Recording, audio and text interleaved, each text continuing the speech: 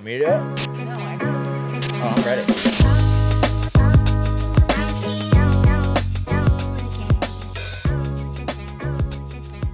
What's up, guys? Welcome back to another episode of Rachel Interrupted. Today we have Matt, just Matt.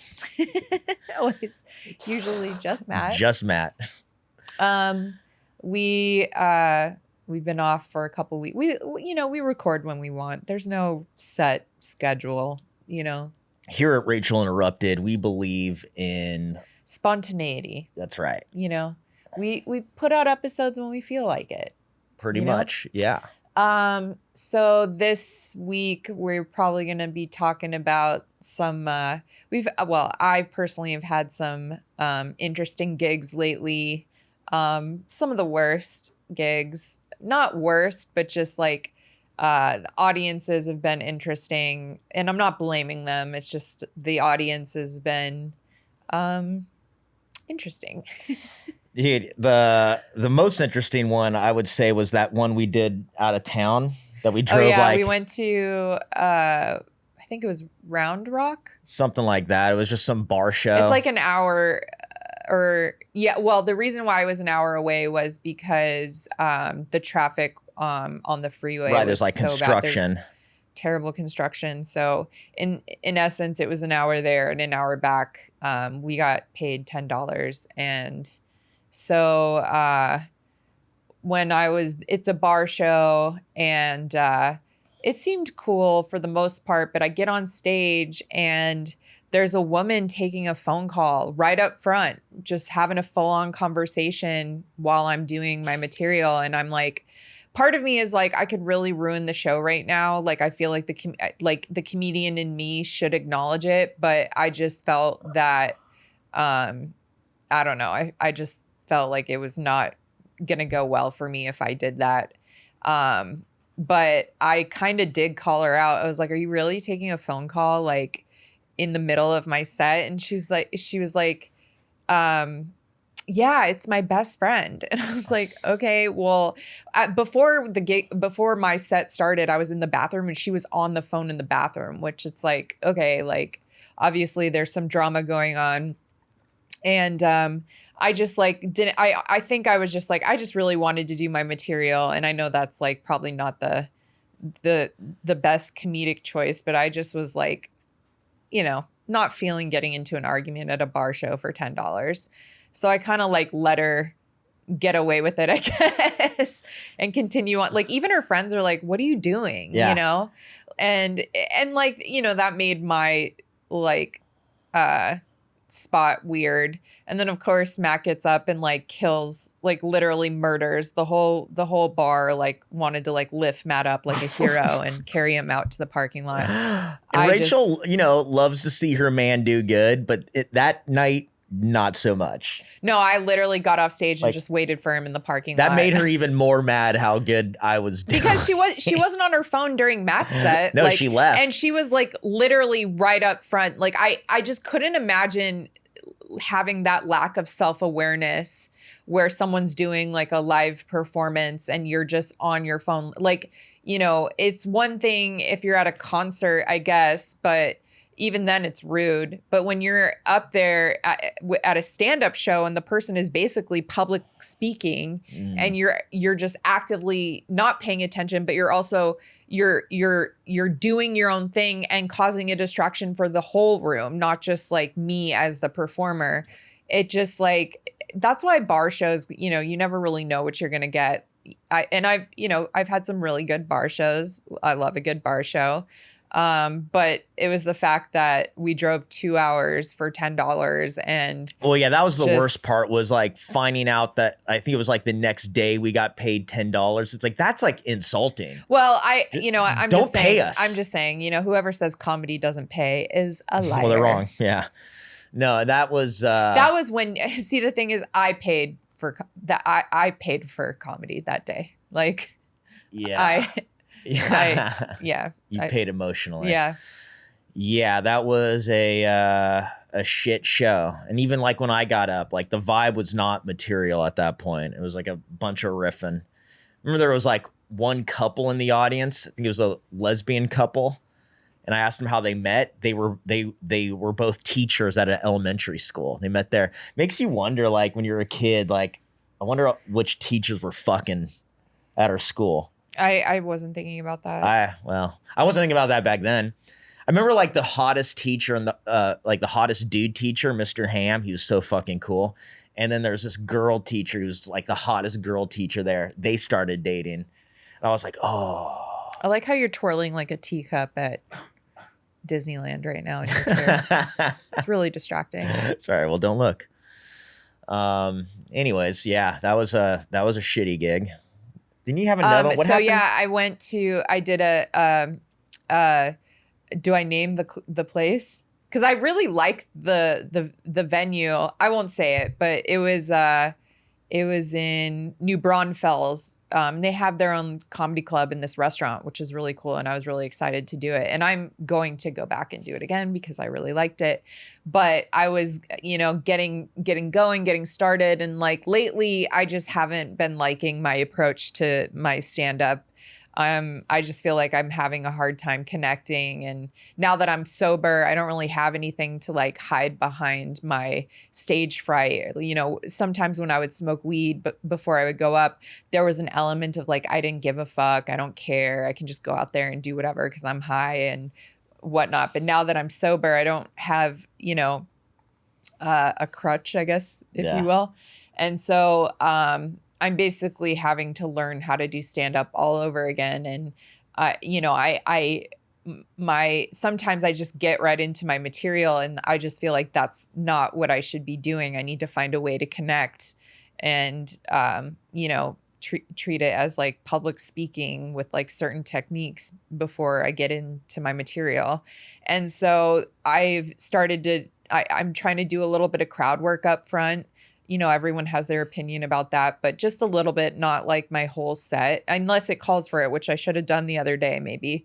But I was getting going and I was getting into my OJ joke, which is one of my best jokes. And it's about me and my life. And it always does well.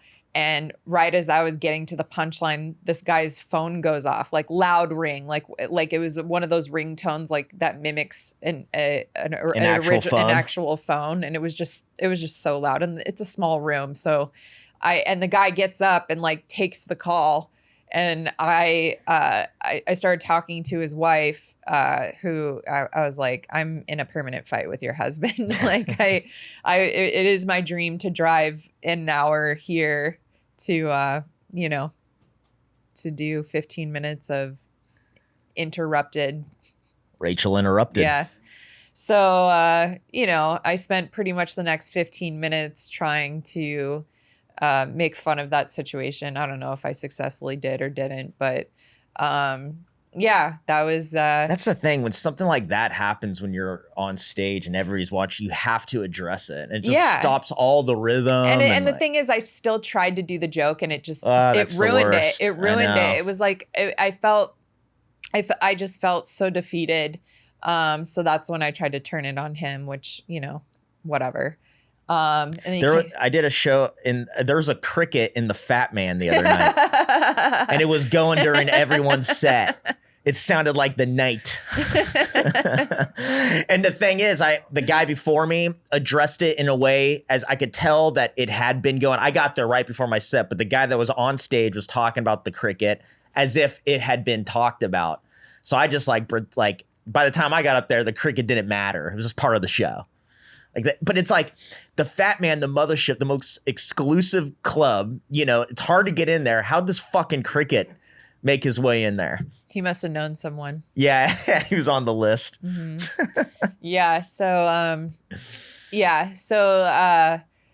there. I did. I had a fun crowd work moment the other day. I opened for Jason Ellis at Cap City. And right in the front row, I was doing some crowd work on a couple, and I asked them how they met, and he said she was my instructor. And I was like, oh yeah, what kind of instructor? And he was blind. So she was like his, I don't know, blind instructor or whatever, and they were married. And I was, just making fun of like, oh, so all, love really is blind.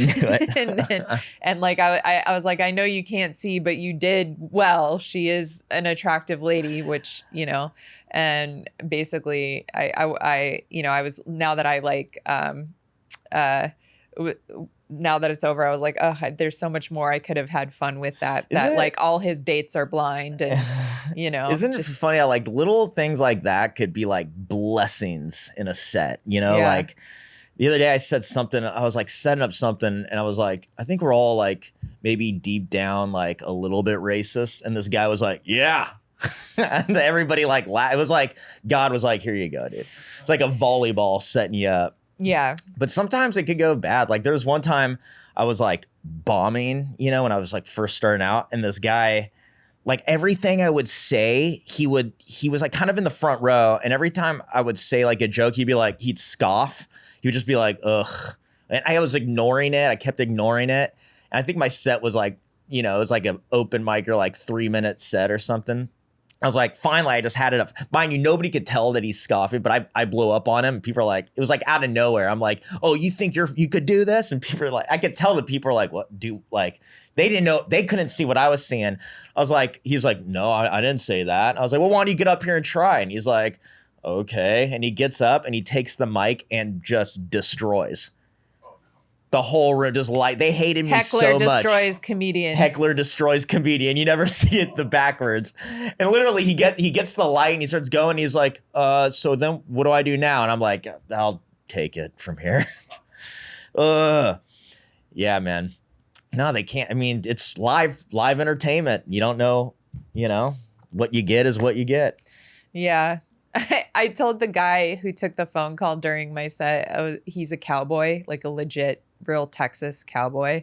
And I was like, it better be one of your cows, like in Twister, like, because it was storming. I was like, there's like like spinning in the air, like there's like a chaotic situation. Yeah, you know, that's legit. If you're like, I'm so sorry, but one of my cows got caught in a tornado, so I have to take this. I think everybody'd be like, all right, you should go. You should probably step outside. Yeah, so you know, just good times, comedy. You know, that's comedy. I had a guy literally the other night. The room, it was like a great crowd. It just so happened like all the stars were aligned, and it was like everybody was up crushing. And I'm going, and out of the corner of my eye, I just see this dude just like asleep. Everybody laughing around him. Like it was just like, how is it not? Do you have the picture? Oh yeah, this fucking guy. So okay. Look at this picture. All right, you see how he's smiling there? So he was dead asleep, and I finished the joke. Like midway through the joke, I see this, and I didn't want to ruin the joke, so I just like let it go. And then finally, I'm just like, all right, look at this fucking guy. I put the mic down, like, look at this guy. Everybody looks, they all laugh. I'm like, hold on, I'm gonna take a picture. And I go to take a picture, and as I'm about to take it, he smiles like this. Like this motherfucker was awake the whole time, pretending like he was sleeping. When everybody's he was just laughing, barely hanging on. It's just funny how like you see he's got the liquid death there, like he's on his way out. But it was just funny how like he had no shame up front.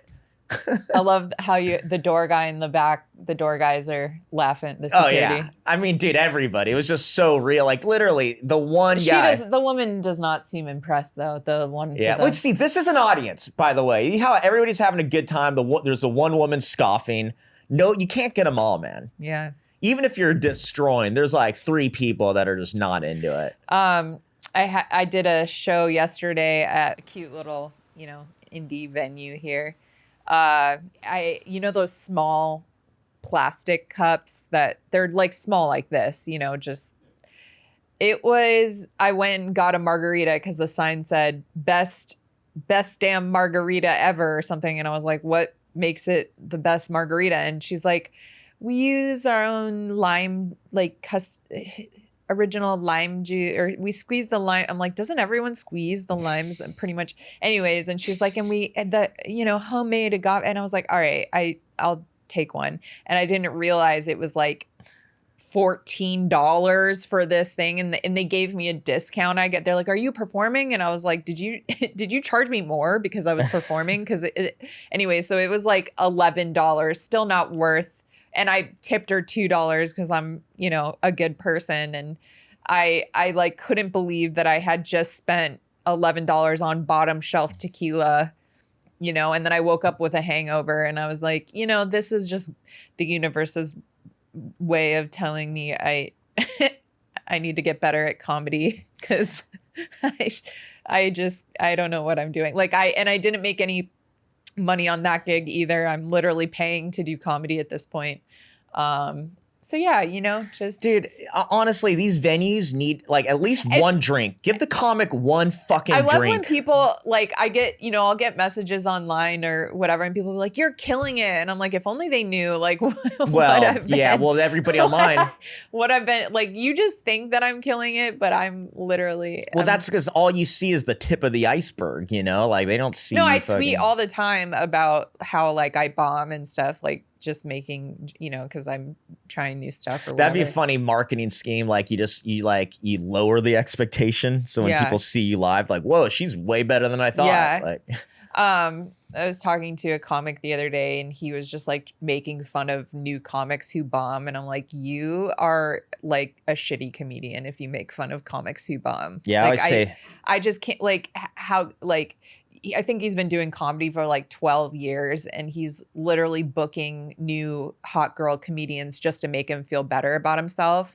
And then he'll be like, oh, you know, how do they have representation? I've seen them bomb multiple times. I'm like, why are you booking comedians just to watch them bomb? Like they're new comics. They're gonna bomb. Like we're all like the best comedians bomb when you take risks, when you go out there and try new things. Like that to me, when comics bomb and they own their bombing, like that is it's inspiring. It's like, of course you're not always gonna, you have to bomb. You have to figure out what works and what doesn't. You can't just perform in front of, you know, your audiences who are gonna give it up to you every time. You have to experiment and like try new things. And that makes me feel better about when I take risks.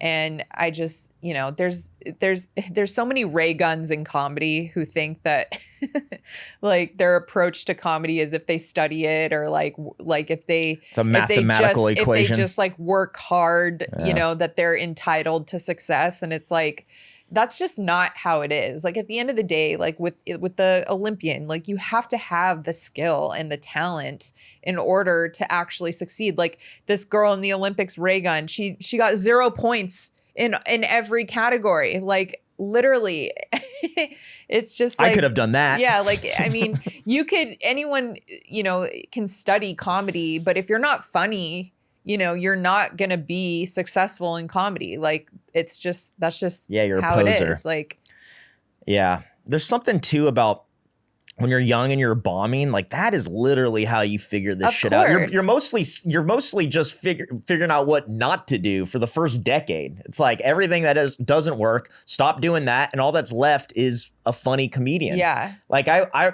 for me, the first times I was ever getting laughs on stage was always after a joke bombed, and the way I would comment on the bomb, the reaction to getting nothing. That was the real me. The joke I wrote, what I was going for, that wasn't me. That was like what I thought would make them laugh. And I was just not rooted in me. But I couldn't help but me when I was like, wow, yeah, sorry about that, guys. I thought you guys would, you know, that was my voice. I guess I kind of wish I had the confidence of someone with lack of self-awareness, you know, because I just can't imagine like moving about life, like, you know, and I always find it to be like not all road comics are like this, but like there's this level of like bitterness to road comics that you know, they just feel that, oh, they do all these gigs and all these like shitty places and that must mean X, Y, and Z. And I'm like, I just think comedy, like Matt and I talk about comedy all the time. It's like comedy is for the people. It's not for your own ego and for like, that's, you know, again, like I don't do comedy to get paid. Clearly,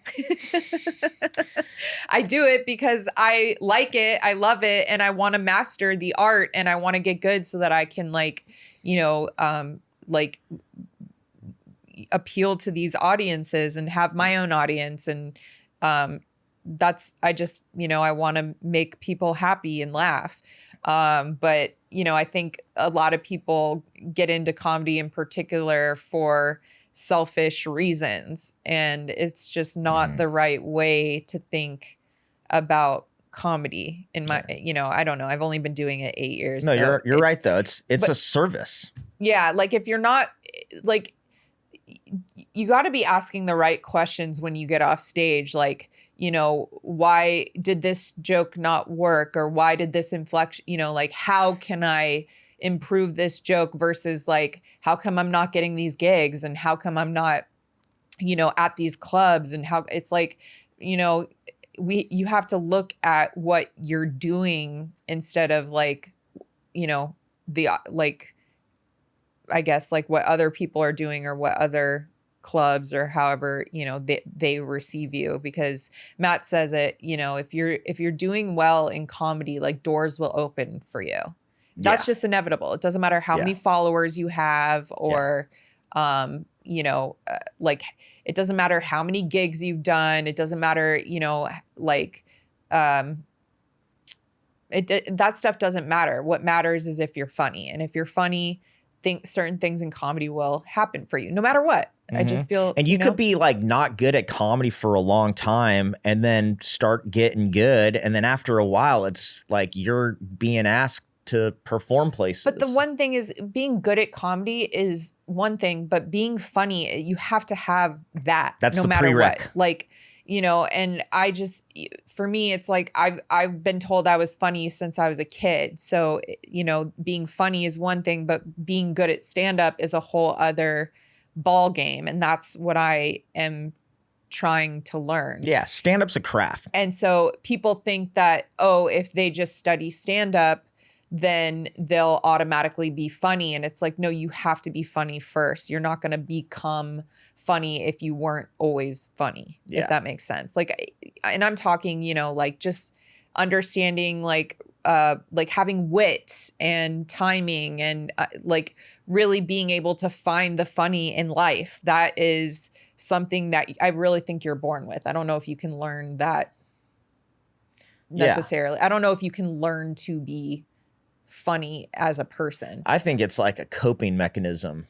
I think that's like the way you like make everything okay. Like if you're a kid and you're being bullied and that's the way. It is a skill. I saw an interview with Chris Farley where he was talking about he was funny because if he wasn't, nobody liked him. And when he was, growing up like that, I think he was like from a military family. So he was like moving around a bunch. So when he'd go to like a new school, like before you could hate him, he'd make you laugh, and when you're growing up with that mindset and then you're an adult and you just have this natural sense of humor, but stand up, the craft is a performance that takes practice. Right. So, and I always like, because being in LA, you're surrounded by a lot of actors and some of them will try to do stand up and they are just a lot of them are better at performing, whether or not they're like, good at being funny. There's just certain things when they get up there and public speak, they're just way more comfortable on stage. And there's a level of, when you're comfortable, I think that you can be more likable. I don't know if, not that necessarily makes you the best stand-up comedian, but I've always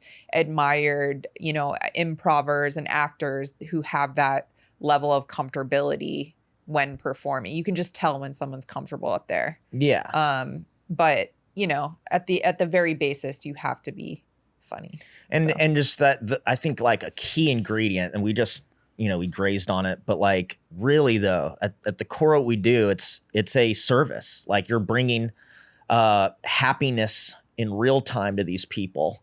And if like, and if you're doing it right, you also are being fed. It's like what you get from making them happy, that's the give and take, But if you're really doing it just for you because you need to have the laughs for your own ego, it's going to be flat because it doesn't have that, there's an oomph to people, to the comedy that's like for the people, like everybody, like if you're really just doing it for yourself, it's different. It looks and sounds different than the real thing. It's more flat, and it's literally it's a guy rambling about themselves. Yeah. But when it's to make these people happy, you could feel the connection.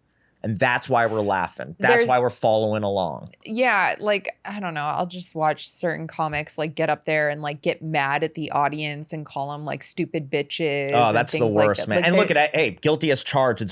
Sometimes it's hard to not get mad. You know what I mean? But that's like it's not going to help you once you start going off. Like, yeah, I see it too. I see it very casually. People would say, call somebody stupid or somebody like they'll be mean to or they'll tell them to shut the fuck up. Shut the fuck up. Well, there's one thing if you're heckling and being obnoxious, there's, I think there's a way to shut that down.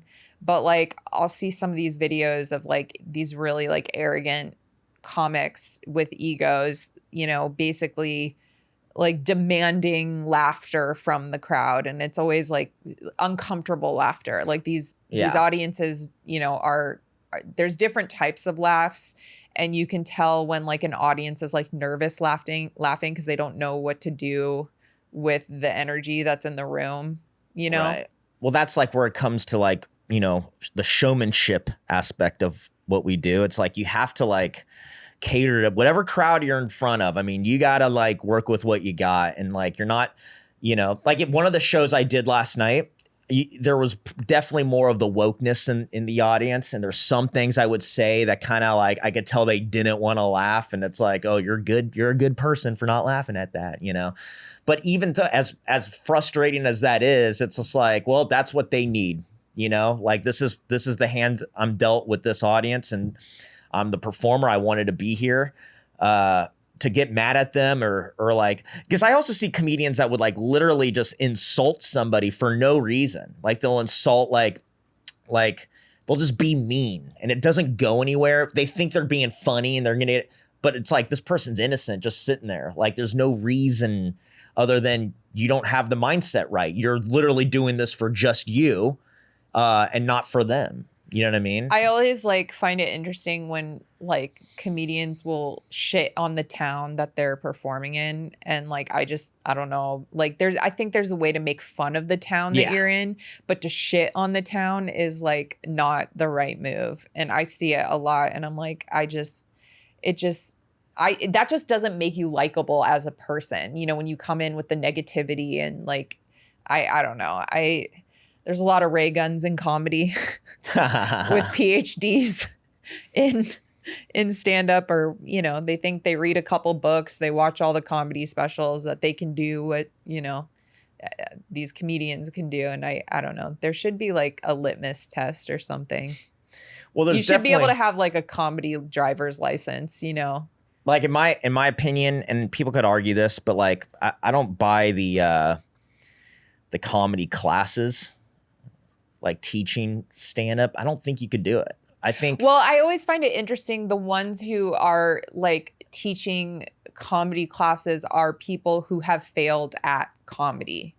Like we used to live across the hall from this guy who taught comedy classes, but he was a complete meth head and preyed on the young women in comedy. And, I couldn't imagine paying someone like him to have any say in my career. And there's also, they're only going to teach you in the way that they know and like in the way they learned, when everybody learns different. I mean, so like what works for you may not work for anyone else. And there's also like, I will say like I have a comedy writing book that Felipe recommended to me that I like because it teaches you joke structure and shows you, just like it's just really good, just a really good book about writing comedy. And I think that is way more valuable than going to some random, like I see it, especially like during these people are struggling to make money. So they just think, oh, I'll just take advantage of other people who want to do what I do. And it's never anyone who's actually ever done anything in comedy. It's rarely anyone who's, because if they were doing things in comedy, they would be doing comedy. That would be their main source of income, is doing comedy, not preying on young, innocent Yeah. or people who are trying to get into stand up.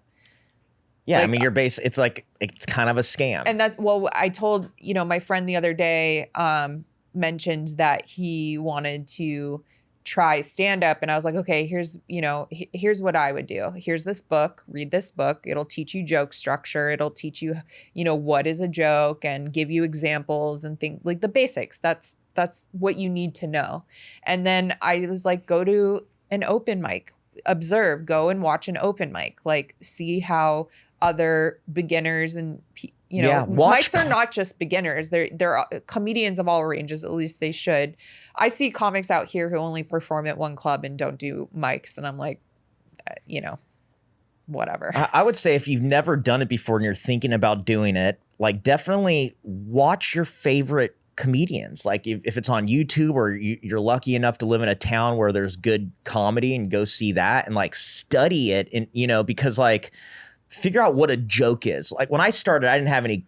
I mean, I definitely studied a lot of stand-up, but I didn't understand joke structure or why these things work. But there's really like, there's no way to. It's almost like, how do you learn to swim? You just got to get, just jump in the pool. You know what I mean? Like you'll figure it out through time. But but also like watch guys that are very much just jokey. I don't want to call it basic because that sounds insulting, but like a good setup punch style comedian, watch that and see why it works. Like I would start off with a Mark Norman, who's like a very just great joke writer, so quick. And what he's doing is like, again, when I say basic, I don't mean it like it's not what he does isn't brilliant. I'm just saying he took the basic setup punch, nearly one-liners, and like, he built his whole thing off of that. And it's like, that is like the root of all comedy. It starts off set a punch. And once you get that down, you could, you'll find your own style and maybe things become more intricate. But those guys like the Dave Attell's or Sam Morrell, and those guys are just really good at just getting these jokes off clean with just a few words. You know what I mean? Like, that's a great way to start. Can I show you, if you go to my Twitter, I retweeted, I think it's Gianmarco. Some of these comedians, especially in New York, they're so quick with when something happens, current events about, oh wait, did he take it down? Yeah. Never mind. It was just so funny about how like, basically he was saying how like, this is the Olympics. This is where you go to be an elite athlete and show your talent and skill. Like, this isn't where you go to just try things out. That's the Special Olympics. That was his, and it was just so good. I don't know why he took it down, but if Gianmarco, if you're out there listening, which I don't know why you would be, but it was just a really great joke. That's what that's the level that I aspire, is that something happens and I'm able to make a joke about it like immediately, basically. Mm-hmm. And it was just such a good joke. I wonder if he's gonna refilm it.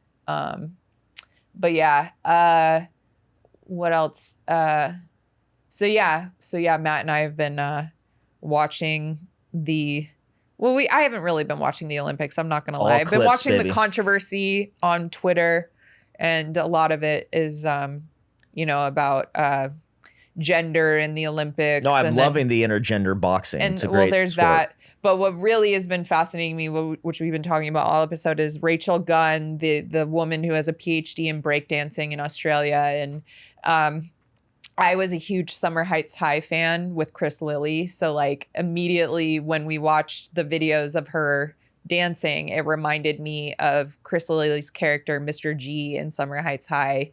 And people have even dubbed like music to it and like all the things. And I'm just like, why are there so many embarrassing Rachels in the world? Like, hey, you're talking to a Matt. Yeah. We're the fucking worst. Yeah. Statistically. Well, who's a bad Matt? They're everywhere. I mean, the famous Matt. Okay, but Matt, but here's the thing. The Matt is that's like the template for the douche white guy. Like the typical white douchebag, like fuck boy, is a Matt. Okay, but Rachel has been ruined by, okay, wait. Great Matts, all right. Famous people named Matt. I don't know any of these. Those are not bad Matts. Matthew Dillon, Perry. Matthew Perry. He's all right. He's a funny guy from that show. Matthew McConaughey. Great Matt. Yeah. Okay, well, these Matts are pretty good. Okay, yeah. But if you go to Rachel, like we have Rachel Dolezal, we have Rachel Levice, formerly known as Raquel Levice, who is part of Scandival. You guys got Rachel Maddow, which is literally one of the worst people. We much have less Rachels. We have who's another Rachel? I know you're a Rachel Maddow fan. I don't mean to insult you. Who's the other Rachel that I was looking at? That I put on my.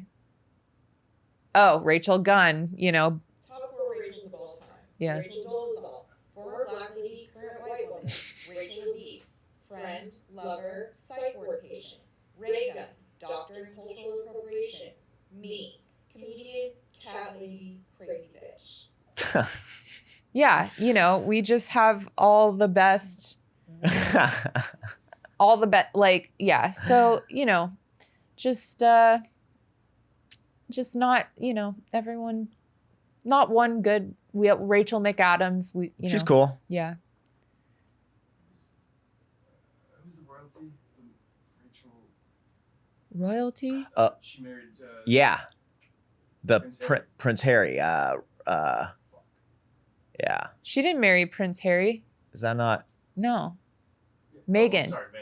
Megan? Wasn't she, her name was Rachel in a show, maybe? That's what it was. It was Yeah. Suits. There's a Rachel Harris shout out. Great improviser from the Groundlings.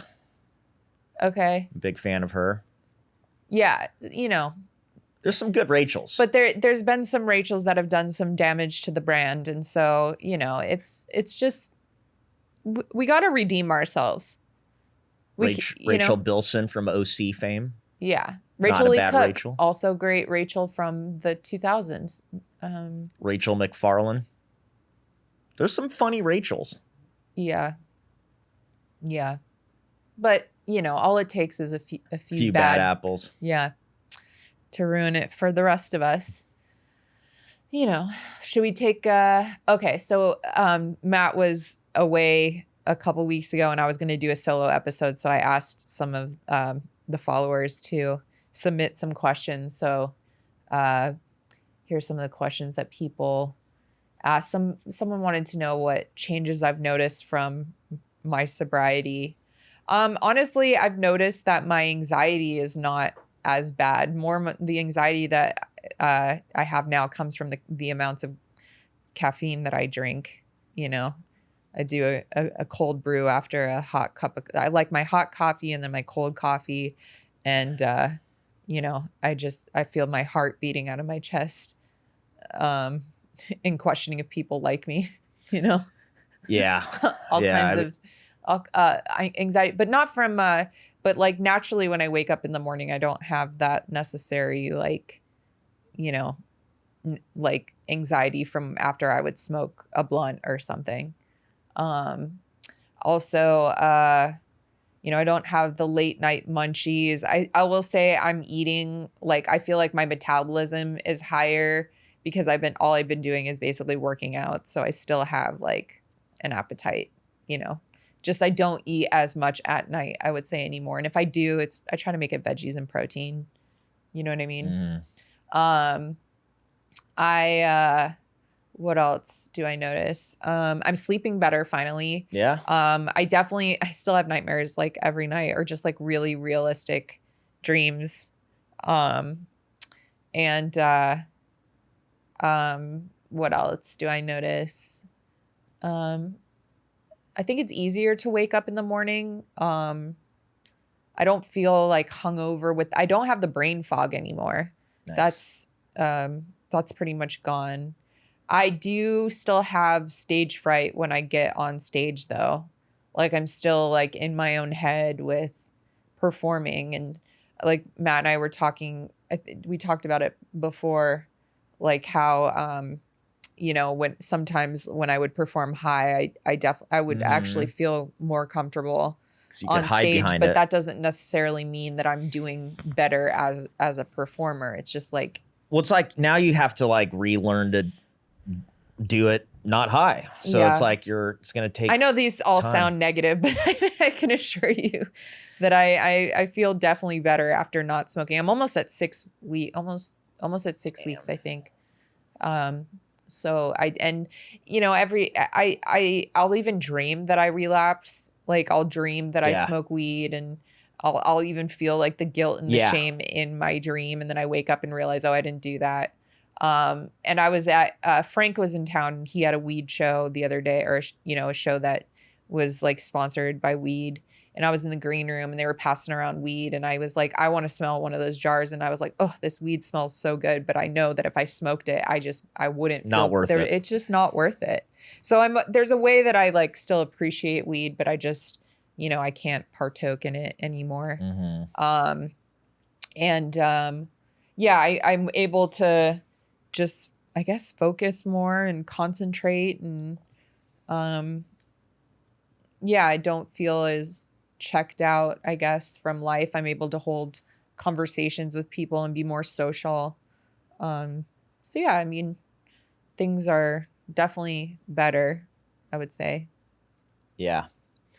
I also feel like you bounce out of like when you do have anxiety, I feel like you could get out of it easier. Yeah.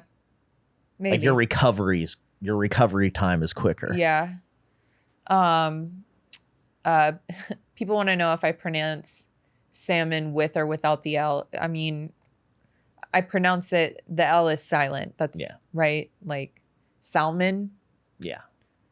Yeah, I don't know. Like, if you pronounce it as salmon, you should have your driver's license taken away from you. You're not fit to. Yeah. I mean, let's see. F, Mary, killed, Pam, Dwight, Michael. Okay, I would marry Pam for sure. What?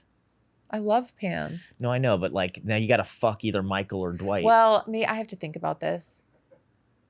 What I would do is fuck Pam. Marry. Just trying to think which one of those dudes. No, would be I fun, would marry. I would marry Pam. Then you could just fuck her all you want. Well, I think Pam is funny. She has a sense of humor, and she's the most normal out of those two. All right, but who are you gonna fuck, Michael or Dwight? The fuck is just one time. I'd fuck Michael because his exes were pretty hot. Well, I was literally just thinking that, so I would fuck Michael and probably kill Dwight if he didn't kill me first. Right? Yeah, you got to get rid of Dwight. You can't. He's a loose. Although cannon. I love Dwight as a character. Did I turn down any stunts in Jackass Forever? I get this question a lot. I didn't turn down any stunts. I did every. As a matter of fact, I would volunteer for things that they would tell me I shouldn't volunteer for. And then, anything that they asked me to do, I said yes. And people, I'll get feedback online from haters. They'll be like, you barely did any stunts in Jackass. I did the same amount of stunts as all the other people. We all got the same amount of screen time.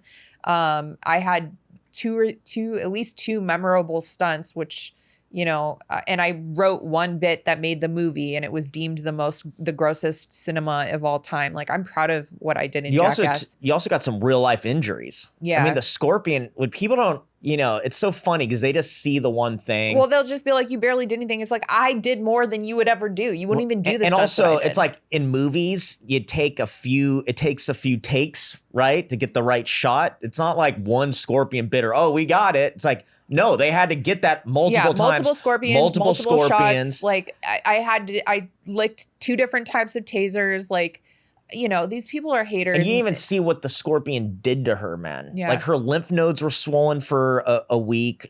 It would like pulsate. Remember your cheek would just pulsate? It was my cheek. It was my lip.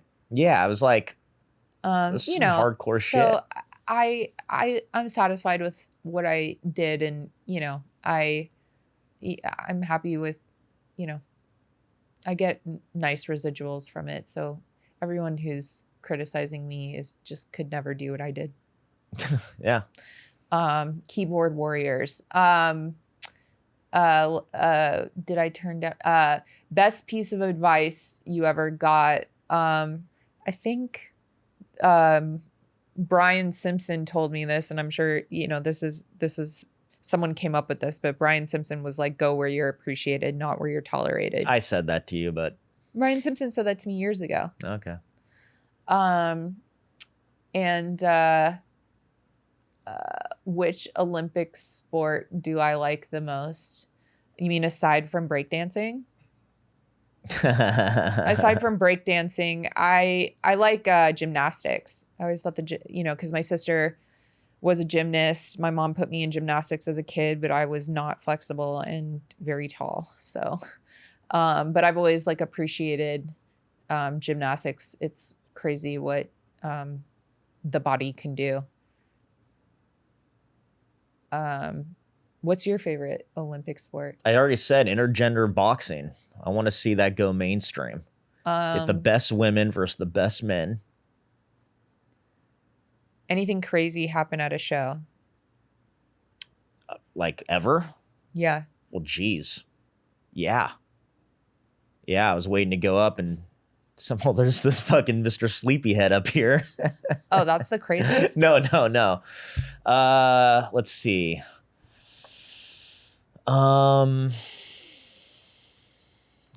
Oh my God, yes.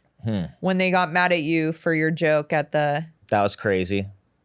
You don't have to say what the joke was, but... I'll say it. No, I'm not have to say the joke, but I don't. could say the word. No, just...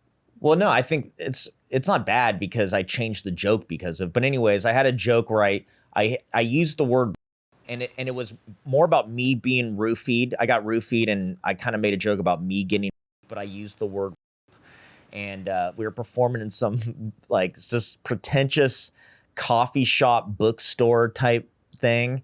And the baristas started like, somebody had said something funny in the audience.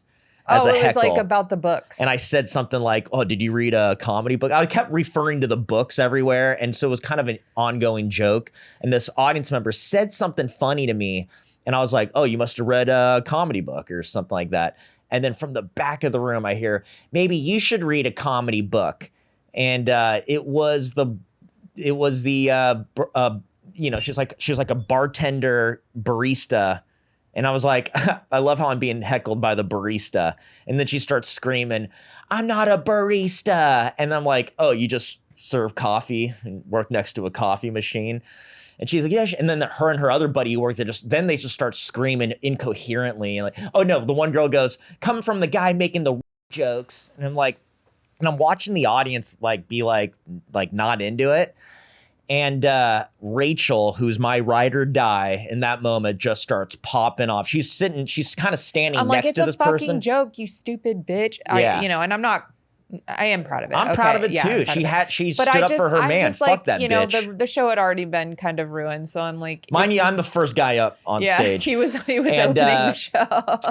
and they just start going, and I'm like, all right. And anything I would start saying, they both start screaming over, and so we just I'm like, all right, well, I'm not going to do anything with that. It's actually one of my favorite jokes now. He changed the word. Oh yeah, because I kind of was like, all right, you know what? Like I could do better. You know what I mean? And it's like way better without that word, And but the funny thing is so after that, I just ran into our friend who runs the show was like, I just saw her the other day and she's like, hey, I got to tell you. So those girls that were heckling you that day, I saw them at another show and they like apologized for that. Like months, nearly like a year later, they're like, we didn't realize that they were actual like real comedians. And so like basically we win. Yeah. Anyways, the only, I guess like one of the crazy thing, I did a show in Palm Desert and I was trying to do crowd work on this lady. And it's just like, she just reacted poorly. She was drunk already. And like, you could tell the audience, like she's like a regular at this bar. And, she was just, I was just trying to be playful with her. And I called her hot. I said she was attractive and she was like, I'm not hot.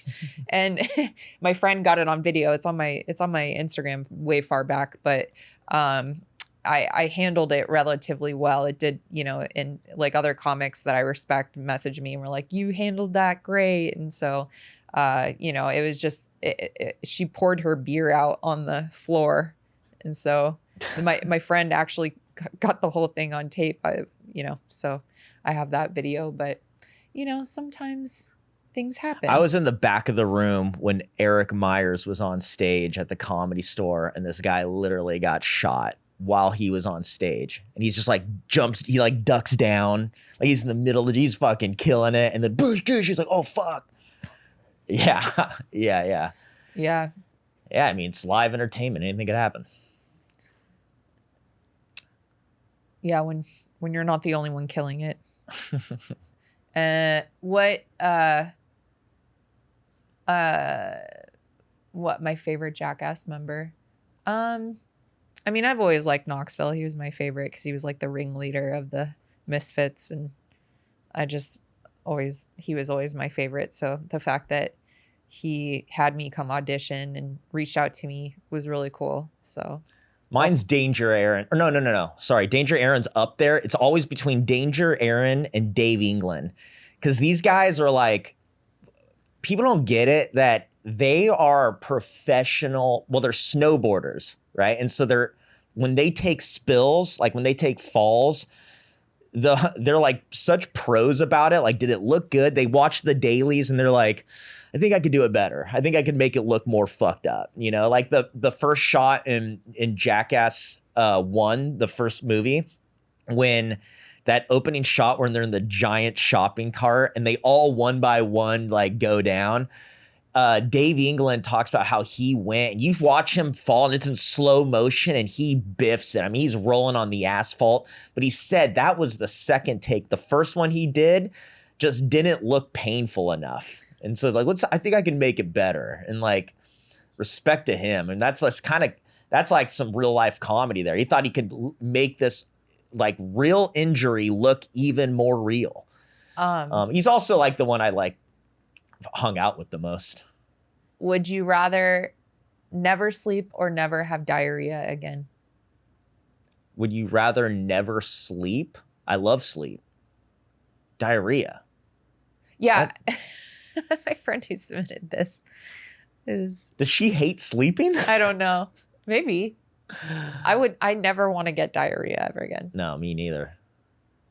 I mean, Fuck you've that. had it for like a week. Dude, I was sick this week. Okay, man. well, this can go into my trigger. I don't know if this is a gender thing, but it seems like men don't like going to the doctor. And I asked Matt for like 5 days, after like the 5th day of his stomach aches, I was like, can you please go to a doctor? Because like I don't want what you have, first off. Too, I don't know how dehydrated your body is. Like, I feel like you could die at any moment.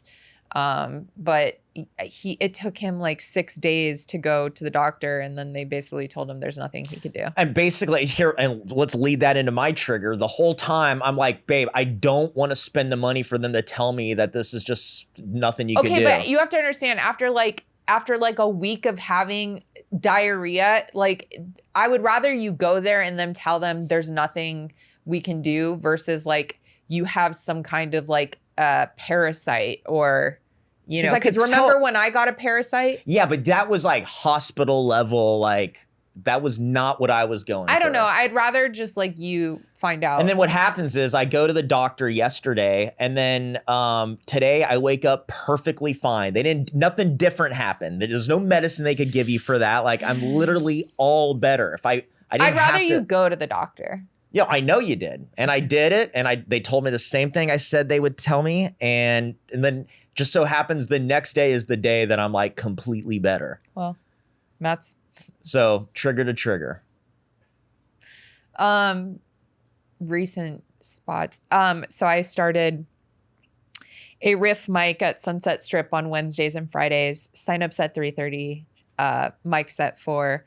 And we've had a really good turnout. A lot of people are stoked on having a mic that works a different muscle, and some of the comics are like, I got a new joke out of the riff mic, where we just put topics in the bucket. It's basically the poor man's bottom of the barrel, but at the mothership's bottom of the barrel. But I used to do mics like this in LA at Fourth Wall. Shout out to Joe Menente. And every day there's at least 2 improv mics where you can go and do one of those and then do like work out that material at the next mic, which is just a regular mic. And it's been fun. We pretty much every mic, you know, we have a full list. I have to actually turn people away. And even last Friday, there was like a bachelor party there, and they signed up the groom, and I made him get up there, and like we all cheered and chanted him, and he did great. He, you know, and it was really fun. And I'm just having a lot of fun with like having like, you know, there's just like an alternative mic at Sunset Strip that isn't just go up there with your material, you know. And it's good for new comics who you know, don't necessarily have the material yet, but they can go up there and just riff. And like some, you know, I always go over the guidelines for the mic, because a lot of these comics, if they've never done it before, will just like, they don't understand the art of riffing, you know, and just like, which is crazy because that's basically what we do, you know, anyways, or what we should be doing to, you know, find material. But, you know, it's one thing to just pull a topic and say one thing about it, which I don't want you to do. I want you to pull the topic, sit there, think about it, and then just give me all your thoughts on that one topic. Or like go on a tangent if it reminds you of something else. Like, you know, don't feel forced to have a set up punchline out of this riff, you know, just talk about it. What are your thoughts and why? I love how you've become the queen of the micers. Yeah, I really am. When she walks down the street, man, there's so many people that she knows now. It's so funny. Yeah, and a lot of them are living out of their cars, so I stopped giving them hugs and just fist bumps now. Gonna make it a rule. Fist bumps only. But yeah, no, I love our mic, and you know, some of them are, you know, they're just really good, you know, and they're getting better. I've seen a lot of them get better and like, you know, really work on this skill. There's this one comic, every time he kills it, Ben Williams, such a sweetheart. And he even brought pizza for all of us the other day, and it's just a good vibe. Yeah. It's just an overall good vibe. And there's like a group that always, they all like kind of travel together. It's like Ben Williams, this comic Drifter, Billy Ray, what's his last name? Billy Ray. I'm Griffin, Billy Ray Griffin, I believe. I almost said Billy Ray Cyrus. No, they're just adorable, you know. They're all like supportive of each other. They stay to the end. They watch each other go up. Like, I love that vibe. That was the thing that I missed about Fourth Wall in LA is like, you know, it was a small room. So there, you know, the signups are like 10, 12 people, and you have to stay till the end. Like that's, you know, and I try to encourage everyone to like, you know, I know you might have other mics to get to and you're not required to stay till the end, but like, you know, show your fellow comics respect. And I make them all sit up front. Like I make them sit in the audience, not far in the back, like, you know, and it makes for a good mic. Cause sometimes you'll walk into a mic here and everyone's sitting in the back talking on their phones. Like it's just, you know, it's art. Comedy is already hard enough. And when we're practicing, you know, we need a little bit of like confidence and support to actually go out there and do the real thing. So, it's called Off the Cuff Riff Mic, Sunset Strip, Wednesdays and Fridays. And if anyone is a local comic listening or coming into town, you know, sign up. And what time's that at again? It's signups are at 3:30 and the mic starts at 4 unless we have enough comics. We'll start at 3:45 so I can get more comics up. And usually I'll do 4 minutes for each comic. Unless, you know, we have a smaller list, I'll try to do five minutes. But we'll get like 25 people. You know, we can't do much more than 4 minutes. So, DM of the week. What was our DM of the week? Oh yeah, this is an old DM, but want me to read it? Yeah. Just saw your post with your BF. I must say, I'm touched. Now there's 2 people I want to see taking a shit on me. Boyfriend BF stands for boyfriend. You know. Well, you should have came over this week, my brother. You would have gotten a lot of that. It would have been mostly me. Yeah. A little bit of Rachel. Anyways. Well, that's what. Hey, sign up for our Patreon and. Yeah. Well, that's another episode of Rachel Interrupted. There we go. Another one in the books. In the can. Hell yeah. I guess. Wait, we should sign out. Like, follow me on. Oh yeah. Where can they follow you besides the bathroom? On Instagram, Matt Edgar. Matt has 1 T in it. Also, my new endeavor, Twitch. Matt Edgar. Matt Have you has even 1 T in started it. streaming? Yeah, I did. I started streaming with Frank the other day. Did anyone watch? Nope. Okay. So please come on in. Come all. I'm at my open micer phase of Twitch right now. I'm literally streaming to the void. It's just me and my fucking. It was funny because Frank is sitting on the bed in the back. It looked like a fucking middle-aged sleepover. Just his feet up, and he's playing his games. I'm doing mine. It was adorable. You should post on your Instagram that you're doing it, and then the people will follow over there. Yeah. Okay. Well, I'm still learning, and I am also like figuring. Like I don't. I want people to come in and follow me and then see. But the ones I've been doing. It's nice to just get used to having it, recording and I'm going. You need to make a post on your Instagram story that you have this Twitch account. And for people to follow you there. Yeah. Okay. You guys I've done that. Can follow. Okay. Well, you have to do that all the time. I know. At Rachel Wolfson on Instagram, at Wolfie Comedy on Twitter, at Wolfie Comedy on TikTok. Oh, did I talk about we talked about my viral video last time, right? Yeah, we showed it. So anyways, yeah, that's our like, comment, share, subscribe on YouTube. Trying to get up to the monetization. So my friend told me if you guys want to just like leave my videos on loop while you go out for the day, that I'll be able to like get up to monetization status. So if anyone feels like doing that, and yeah, we'll be back at some point in our lives. Yes, at some point in our lives.